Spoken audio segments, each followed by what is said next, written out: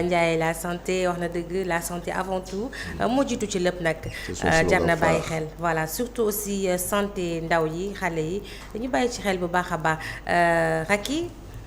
Oui, Ginette, on va démarrer la revue des titres avec le journal L'Observateur ñoom nag ci seen xët gu njëkk ñu daal di indi rek li nga xamante ne ni moo di wàllum régime alimentaire ces aliments qui tuent nos enfants lu ci mel ni nag chips jus friandises maanaam goûter yi nga xamante ne ni rek ñi ngi koy jox suñu doom yi ñuy dem école. yu ni mel nag di indi ay gàllankoor ci seen wàllum wér-gu-yaram dem sax ba mën leen indi lii di ay diabète AVC wala sax cancer mais juste rek ñu daal di stoppé foofu léegi bu ñu demee rek ba yi nga xamante ne ni moom la xale di utiliser ñu wax ci lu ni mel comment faire pour sauver nos enfants face à cette situation Ginette parce que léegi xale yi suñu lekkul chips naanuñu jus rek day mel ni lekkuñu dara donc parents yi war nañ def attention bu baax a baax si lu ni mel la. Tout à fait. Voilà ñu wax ci wàllum justice aussi qui dit Doro Gueye les détails de son arrestation la plainte de Zakiroulaye Sow pour escroquerie foncière portant sur plus d'1 million de francs CFA.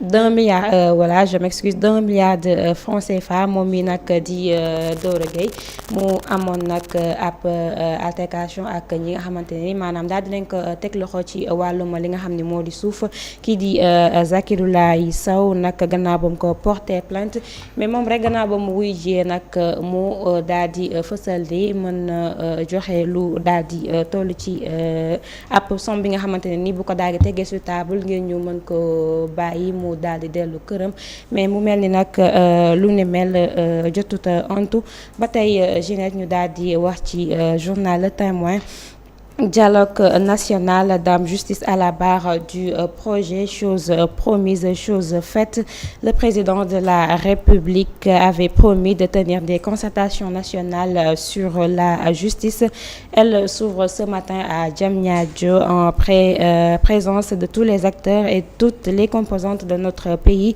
pendant 4 jours dame justice sera fouillée sur toutes les coutures mu mel ni rek boobu lépp dialogue nag doyen jot na indi ay polémique parce que ñenn ñi ngi jàpp ne rek amul li nga xamante ne nii moo di sens parce que c'est la 4e fois nag ñuy def lii di dialogue fii ci Sénégal.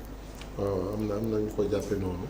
am na ñu jàpp ne assises nationales yi jàll na tëj nañu rangé dans les tiroirs. La commission de réforme des institutions présidée par le doyen Amadou Matar Mbow a connu le même sort. Ainsi que les conclusions du dialogue, des récents dialogues de série qu'on a connus et qui avaient, on a retenu que les recommandations afférentes à l'organisation des élections de 2024. Loolu lañ ci jot a jàpp mais li ci des aussi rangé aux oubliettes. Est-ce que ce dialogue-là connaîtra le même sort? Il est fait dans un contexte où les gens justement s'étaient engagés à le faire, à apporter des réformes. D'accord. Qui n'ont pas attendu la fin de leur mandat. D'accord. C'est à l'entame du mandat qu'ils le font. Donc mën nañu yaakaar ne ils ont le temps pour faire un projet, penser un bon projet et le mettre en œuvre. D'accord. Le contexte y est favorable. Les autres c'était sous la contrainte, sous la pression, parce qu'on voulait justement ce dialogue orienté dont on avait arrêté les conclusions avant même dialogue. Les gens avaient discuté de ce qui les intéressait. Maintenant ils l'ont appelé dialogue étoffé ko boole ci yeneen yoo xam ni bon ñëwul quoi. Dialogue bi daal yam na ci régler les problèmes de participation d'abord de certains candidats que la loi rejetée. Réglé nañ ci loolu réglé nañ ci aussi agenda boo xamante après toppuñu ko parce qu'après le dialogue aussi le président sortant a essayé de repousser les élections. Mal lui en a pris comme on dit parce que sous la pression des populations des électeurs et aussi de la justice il a été obligé de lâcher du lest et de respecter à peu près le calendrier et tout ce qui a été comprimé. Tout à fait. Voilà merci doyen. À moins que Sirakhata parce que. Oui ma am lu ci ajouté. Oui je ne vois pas Sirakhata ne pas rebondir sur ça. Parce qu'en réalité vous savez aujourd'hui ça faisait partie donc de ce qu'on appelle le programme qui nous a été vendu par donc le régime en place. Mooy les réformes du système judiciaire sénégalais. Et dans ces réformes il est prévu quand même des changements phares. Le premier changement attendu c'est l'indépendance donc de la justice. D'accord. Que la justice soit indépendante totalement. En tout cas, c'est ce qu'ils nous ont vendu. Et nous attendons de voir des juges impartiaux, mais surtout indépendants. Premier élément. La deuxième chose, c'est la défense de ce qu'on appelle des droits de la défense. Et c'est important. Ouais. Ces gens-là qui sont accusés, ou bien qui sont devant la justice, on voyait que chaque fois, on les amenait en prison, on les laissait mourir là-bas pendant des années et des années sans jugement. Aujourd'hui, on veut privilégier cette capacité donc du prisonnier ou bien de l'accusé de voir tous les éléments pour se défendre librement, mais également de bénéficier de la présomption d'innocence. Parce qu'au Sénégal, on emprisonne les gens dans des prisons avec des conditions lamentables.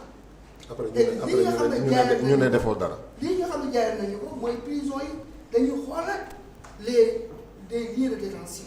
conditions de vie nga xam ne moom la prisonniers yi nekkee loolu bokk na ci li ñu war a waxtaanee. bokk na ci réforme yi ñuy xaar. Tout à fait. mais réforme yi ci gën a am solo que la justice se réconcilie avec la population. am na solo. Que la justice se réconcilie avec la population. Voilà, la confiance revienne. Que population yi amaat confiance ci seen justice. mun bañ a nekk justice boo xam ne ni kumba am ndey kumba amul ndey.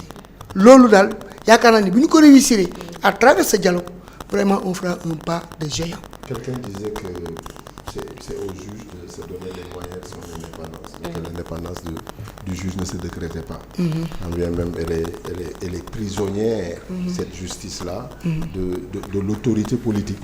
Surtout. Prisonnière, j'ai dit, de l'autorité politique. Le plus souvent, il appartient au juge de s'émanciper justement de ces contingences-là pour juger librement et en toute conscience. Et nous osons espérer, parce que l'actuel garde des Sceaux en est un chantre, qui a dit nous sommes parquetiers, nous sommes à peu près, nous dépendons du ministère de la Justice, mais librement, nous avons la possibilité, comme tout le monde, de dire oui, de dire non, de poursuivre, de ne pas poursuivre. Cela dépend de nous. Donc, quand bien même nii lañ ko tëggee ñun am nañu marge bu ñu permettre ñu poursuivre la ñu bañ a poursuivre ñu inculper wala ñu bañ a inculper. Tout à fait. Donc on poursuit Racky la revue des titres. Voilà Ginette, on poursuit avec le journal Tribune. Spéculation sur les denrées de première nécessité, hausse des prix du riz maanaam li nga xam ne moo di ceeb bi daal dinay yokk le kilogramme non parfumé bi doon jar nag 350 fu mu ne nii daal dina yokk ba 500 francs sac de riz non parfumé bi nga xam ne mi ngi doon jar 17 000 francs fu mu ne nii nag daal dinay toll si 19 000 francs. loolee nag ci xët bu njëkk fii ci Tribune loolee la daal di fësal nag mu nekk aussi beneen phénomène bi nga xamante ne ni daal dina lëmbewaat réew mi Ginette. man sama laaj mooy le problème se trouve où ba li nga xamante ne nii mooy wàllum dund gi ba léegi mënu fexe ba wàññeeku. waaw ça prend du temps doyen. On avait dit de 10 je pense. Mais non, on a essayé d'avancer sur on avait donné une date, et la date a été reportée, le 15. Le 15, est-ce que c'était pour effectivement informer de la décision de baisse des prix? C'est ce qui est attendu, ce que les populations avaient compris. Mais je crois que le 15, on n'en était pas loin de décider de la mise en place d'un comité ad hoc qui réfléchisse sur tout cela, parce que l'approche quand même elle est systémique. C'est pas unilatéralement que le gouvernement peut décréter de la baisse du riz. D'accord. dafay renoncer bu ko defee à certains de ses autres engagements. Moi je dis c'est indécent dans le contexte présent que les commerçants surenchérissent. Et c'est ce qui est en train de se passer. Aujourd'hui, ils savent que à terme ils ont c'est le riz que le gouvernement a ciblé. ceeb bi ñu yokk ñoom. waaw. Et dans des proportions c'est énorme. Ouais. Dans le contexte où on attend une baisse du prix des denrées, du riz notamment, ceeb bi nga xamante ni moom la nguur gi jàpp ne ñi ëpp ci Sénégal moom la ñuy jëfandikoo ñu yokk ci fanweer. ba ñeent fukk. Tout à fait. Artifice la pour contraindre nguur gi. buy wàññi mu wàññi sur la base de ce prix là artificiel. qu'ils ont imposé mais non sur la base du prix réel. bi mu nekk nii à 400 francs. exactement. c'est-à-dire bu gouvernement bi ne woon 200 francs lay wàññi daf koy wàññi ci 600 francs mu nekk 400. 400 mais bu ko doon wàññi ci 400. dafay ñëw ci 350 à 300 francs. tout à fait. donc artifice la bu ñu teg. pour faire de la surenchère et je dis c'est indécent. doy na waar. affaire bi du gouvernement booy contester du gouvernement boo teree mu def li Sénégalais yi bëgg. dafa war Sénégalais bu nekk mu dox ci loolu. pour le rendre possible. tout à fait. am na patriotisme boo xam ne nag moom la ñuy convoquer quoi. nit ñi nañu bàyyi toujours di xalaat seen bopp. di xalaat parfois ay intérêt yoo xamante ni ñi koy def di indi ceeb bi.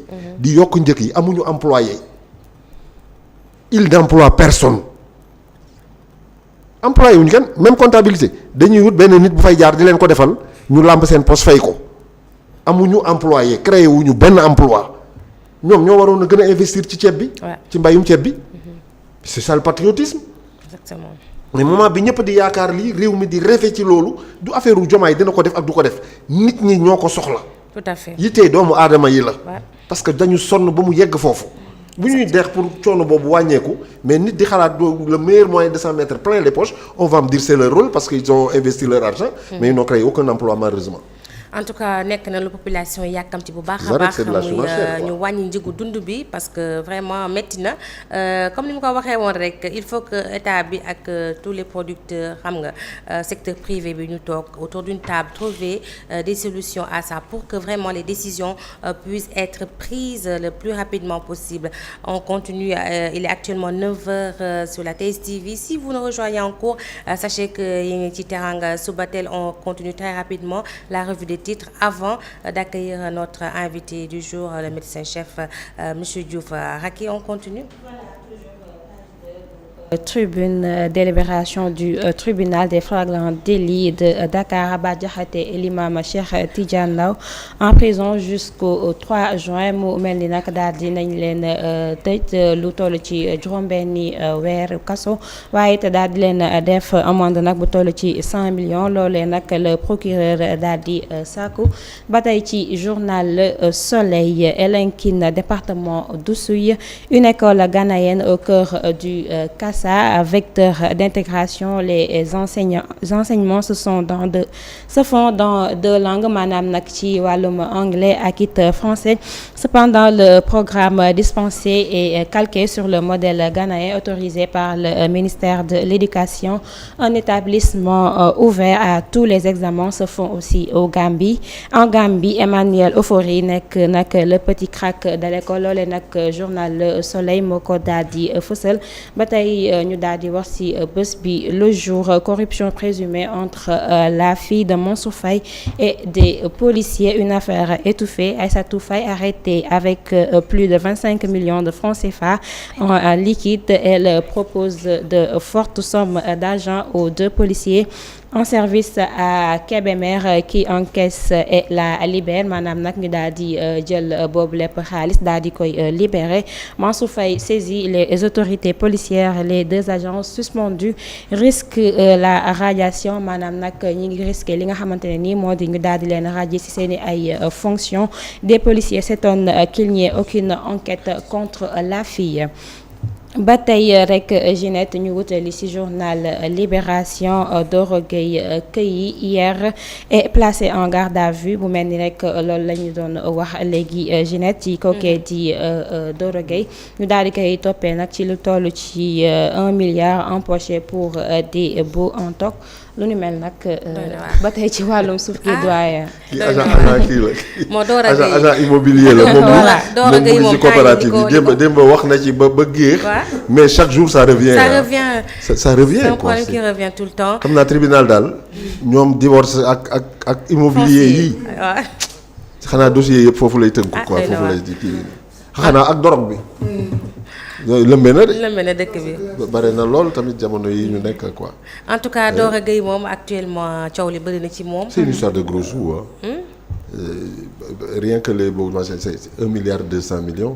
bari na de du suñu affaire 150 mètres carrés mbuur kaat yi. waaw boobu moom du ça n'a rien à voir.